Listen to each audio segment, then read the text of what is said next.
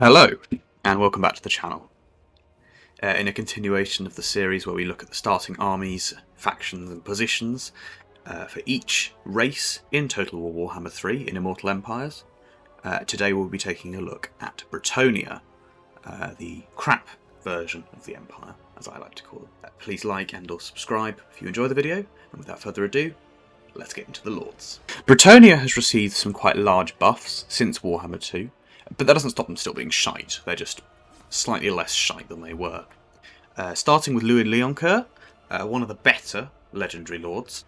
He starts up here in Cologne, where he did last time.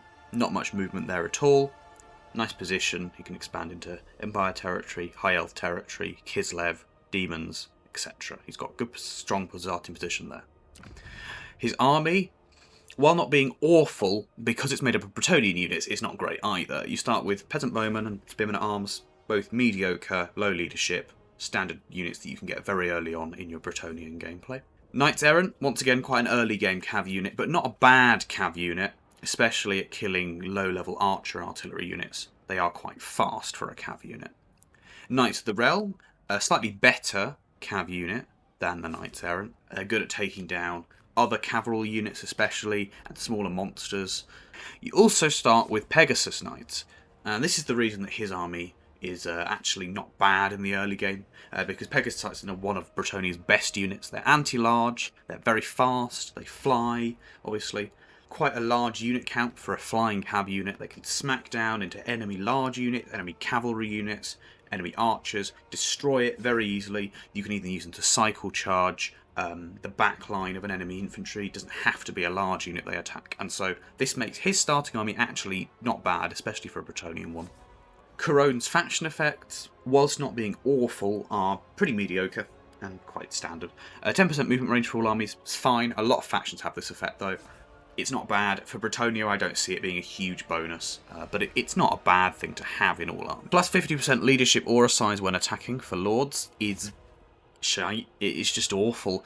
It gives your units more of a chance to stay in the battle. The leadership aura that your Lord has is 50% bigger when you're attacking. Now this is fine if you have a very infantry focused army where they're going to be based around your Lord a lot. But with Louen Leoncoeur, the moment you get him on the back of his Pegasus, he'll be nowhere near your infantry line anyway. So he'll be crap in the late game at that, and a lot of the other Lords, you want to get them out of the line. If they're casters, they want to be stood back. And if they're not, in the early game, this just means they'll run away slightly slower. So it's not good, really. Also means that if he ever dies in battle, they're going to snap even more because their leadership will drop further. His Lord effects are better than the faction effects. He himself is a pretty decent melee combatant on his own. When he gets his mount, he's quite fast, he's quite good at dueling. He's not a bad lord in all of himself, although he's not incredible. Flat +4 chivalry a turn. Chivalry is a very useful resource, and flat +4 a turn is very nice to just have built in. He also starts with all knightly vows. Knight, a great way to give your lords a specific route, and can be very, very big buffs. And so this is a very nice aspect. It allows you to choose which route you'd like to go down with him. I shall demonstrate the knightly vows following the explanation of the Lord effects, just quickly. The passive ability Blessing of the Lady, the ward save use that he uses, infinite duration, that just gives him plus 20% physical resistance. It's not incredible, but it'll keep him alive a bit longer. It's quite good in duels with other melee lords, etc. And then he has bonuses for an entire army when he's fighting Warriors of Chaos, Demons of Chaos, Undead or Greenskin. Plus 12 leadership, plus 8 melee attack. Now, you won't be fighting Greenskins for ages, but the other 3 you are likely to fight quite early on, so that's not a bad thing. Leadership plus 12 is huge for Bretonnia. Leadership for Bretonnia units is generally quite crap, so plus 12 is quite a big bonus, means they'll run away less often, they'll stay in the fight longer. It's really nice to have in your army. Plus 8 melee attack, also really useful, especially for your more powerful units like him himself, your Pegasus Knights, maybe if you have some other cavalry units. It's not great on artillery though, which is one of the better things with Bretonnia, so it's not amazing, but it's also not awful. Just quickly here, just to show you the vows that he starts with that you don't have to unlock as you would with any other lord, rather than explaining them in the selection screen. He has the Knight's Vow, Questing Vow, and Grail Vow. These are very, very powerful buffs for his army. Grail Vow reduces upkeep cost for some excellent units. Wounds recovery time -1 and magical attacks. Questing Vow reduces upkeep for questing knights. Not a great unit, but you know, it's fine. Plus 10% movement range, plus 10% weapon strength for him. Not bad either. And Knight's Vow reduces them for lower cost units. This just means your army will start off with less upkeep anyway. -3 corruption's useful when fighting chaos and vampires especially. Leadership aura size, plus 21%. Does stack with the one that you get for playing Corrode, so it's okay, you know. But these are all very nice to start with, and other lords do not obviously start with them, so this is a really big thing for him to have. Next up is Alberic de Shitdeleaux, Mr. Bordelot Errant Man, who is possibly one of the worst lords in the game, as I will explain here. Firstly, his starting army is shite, like actually god-awful. He starts with standard men-at-arms, peasant bowmen with pocked arrows, which you can get very early on, Knights of the Realm, which are, as I said before, mediocre at best, not incredible, and foot squires, which are at best mediocre infantry unit, no match at all to the great swords of the Empire. It's already a bad start. He also starts down here. He's been moved from where he started up here before, where he had more Bretonnian lands to expand into, maybe some Confederation opportunities, to down here, near Mazda Mundi, near Vampire Counts, near other powerful Lizardmen factions, where he will get fucked. He has a very difficult start position as it is, and his army does not make up for that in any slight form. He himself is crap in melee, doesn't bring a lot to the battlefield. If we look at his faction effects, they're fine, but not incredible. So this recruit rank +2, and the one below it, recruitment duration -1, will affect essentially most cav units, from Knights Errant, Knights of the Realm, all the way up to Royal Pegasus Knights. So that's quite nice. Reduced recruitment duration is always useful, and it is for the whole faction, so it's probably the best buff. Income from ports +50%. Ports give some income, and this boosts them a bit, I guess. Bretonia's money-making capacity's never been that good anyway, so I suppose it's a nice buff to have. Not incredible, though. Immune to High Seas, Reef and Storm attrition is the worst attrition to be immune from. If we look at the map, unless you decided to fuck off that way and try and retake where you used to start, which, you know, actually wouldn't be that bad of an idea, you'll be expanding this way and up. And down here you now have the sea lanes, which will take you over here and round here and up here. Why on earth you'd ever care about that, I do not know. That attrition is quite nasty, but you're never going to go into it. And when you encounter it, unlike land-based attritions or plagues, you can just go around it. No, that's just crap. Lord-wise, I've already said he's crap himself. +4 chivalry a turn, same as Louen, fine. But this is literally all he does otherwise. +5 melee defense for peasant mob, men-at-arms, and spearmen-at-arms. +5 melee defense is fuck all anyway. It's such a small amount, it doesn't make a difference. And it's just some of the worst units in the roster who will just fuck off at the start of the battle. He's like, here, have more melee defense. And he gives it to them. And the moment anything charges at them, they're like, no, fuck this. And then they leave. I mean, they even have tags that say fucking low leadership. It's just awful. It's so bad. +10 melee defense for Knights of the Realm is slightly better. Knights of the Realm, as I said, are an okay unit in the early to mid-game, but that's all he gives them, +10 melee defense. It's nothing special, and it's not that exciting, really, and it's only in his army, and you shouldn't be recruiting more than 4 or 5 of them at max. So he is just a no-go. Fuck you, Alberic. Next up is Fay Enchantress, Carcassonne. Now, the Fay Enchantress has a nice starter army, and I think she's probably the most enjoyable lord of the Bretonnian lords to play. She's a powerful life caster, has some cool items. She's fairly decent, although crap in melee, obviously. She starts where she used to start, down here, although there is a different Beastman faction here now. It's now Morga rather than Khazrak. Next to Athel Lauren, Perone up here, you know, Empire over here. She's got a fairly decent position, I'd say, similar to Louen in difficulty. Quite a nice pace you can take with her. Her starter army is actually quite juicy. So she starts with spearmen-at-arms and men-at-arms and peasant bowmen. Quite standard, nothing overly special there, as well as peasant mob, but, you know, meat shield. She starts with Grail Guardians, which are an excellent unit in my opinion. They have the Living Saints buff, which gives them a nice big buff. They have Blessing of the Lady, just flat in her army, because that's juicy. And they are just a good anti-infantry cav. They're fast, they're tanky, they do a lot of damage. Slam them in, cycle charge them, you'll get a lot of kills, especially against early game meat shields and chaff. She starts with Battle Pilgrims, which are a fine melee unit. They're not good, but they're okay, I suppose, to start with. I wouldn't personally recruit them, and I'm not a big fan of Frenzy as a mechanic, but especially because it's Bretonnia and their leadership sucks ass anyway. but it's not awful. And then you have Blessed Field Trebuchets. These are brilliant. So they have an amazing missile strength anyway, lots of ammunition, good range. They're blessed, which means that they won't do damage to friendly units, so that unit will slaughter. It's one of the best starting units in the game, especially now they've removed a lot of the tier 5 ones. So she can slaughter just with that unit. It's good for sieging, it's good for blobs, it's good for fighting enemies who are charging at you. So she starts with a very decent starting army. Her faction effects are very, very minor, but not bad. +5 peasant economy.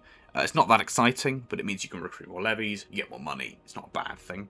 Flat +15 casualty replenishment rate is brilliant.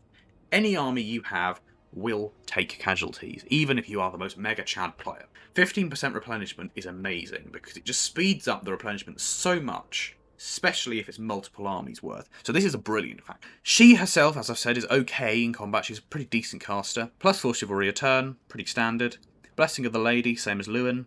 Pretty standard, not a bad thing. And she causes fear, so her lord effects are shite, in all honesty. Herself as a lord is not bad, which is why I'd recommend her over Alberic here.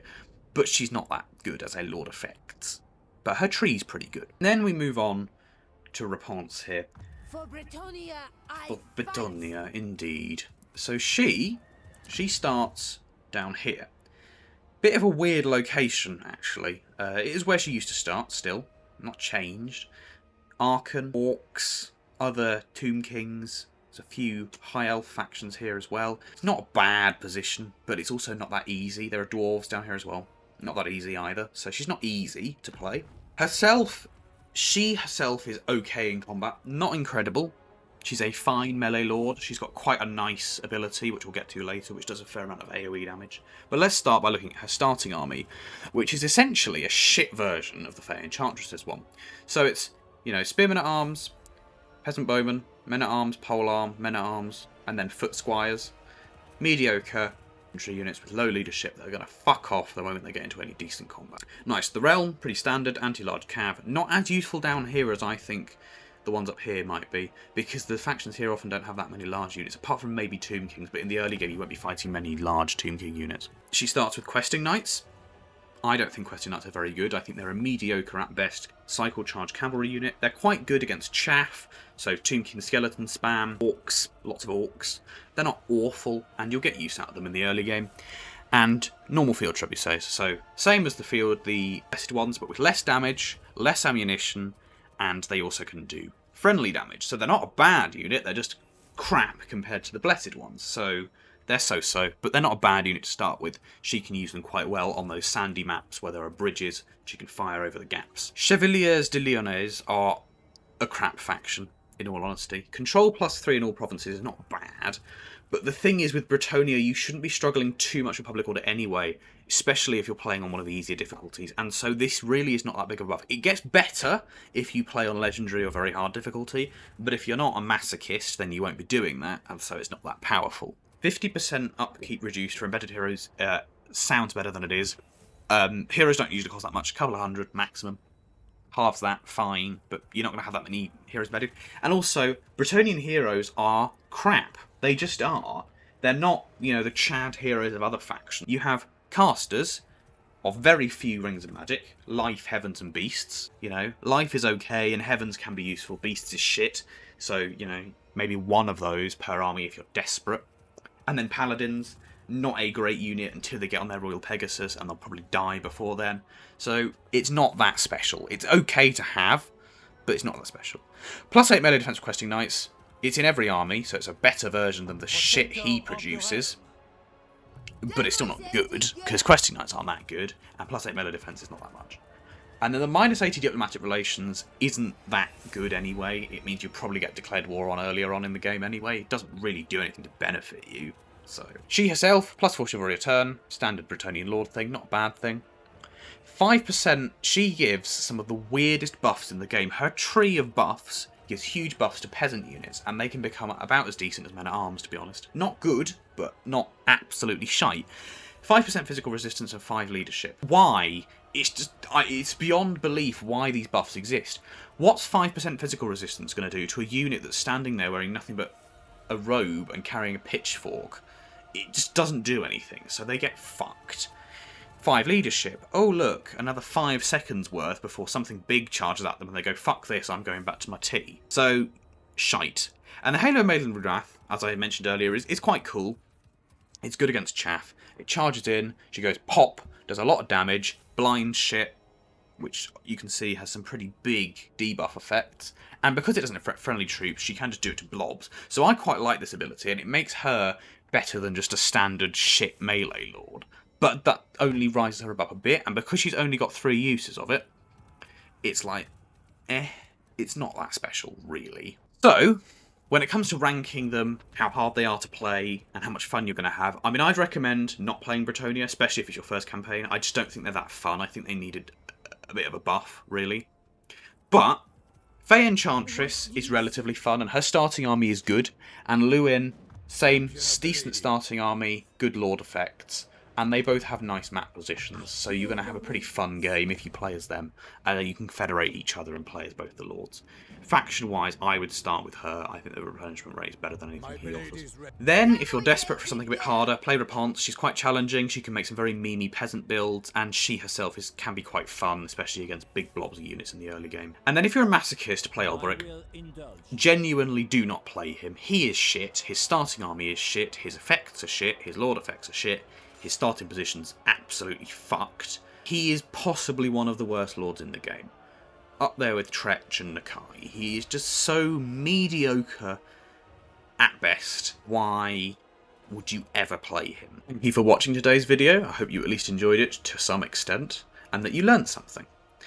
Please like and or subscribe if you feel inclined to do so, and leave a comment. I shall reply to any that are left. Thank you all for watching, and have a great day, folks.